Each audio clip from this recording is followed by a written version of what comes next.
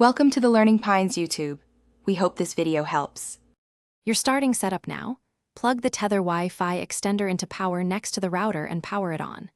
Once the LEDs stabilize, join its temporary network from your phone or laptop using the default SSID printed on the device. Make sure to open the extender's web page or app immediately. This is where you'll authorize the link to your home router.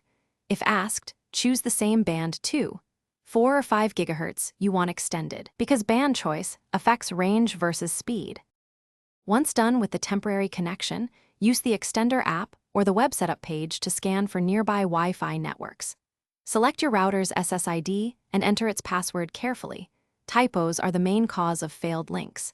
Then choose whether to mirror the router SSID or create a separate extender SSID. Mirroring gives seamless roaming. Separate name makes troubleshooting easier. Apply settings and wait for the extender to confirm a successful bridge. The LED should indicate you're almost done. Unplug and relocate the extender to a midpoint where it still gets a solid router signal but reaches the dead zone. Once placed, connect a device to the extender SSID and run a quick speed test to verify improvement. Make sure roaming behavior matches your choice. If devices stick to the router, try renaming SSIDs. If things go wrong, reboot router and extender, re-enter credentials, and check for a firmware update.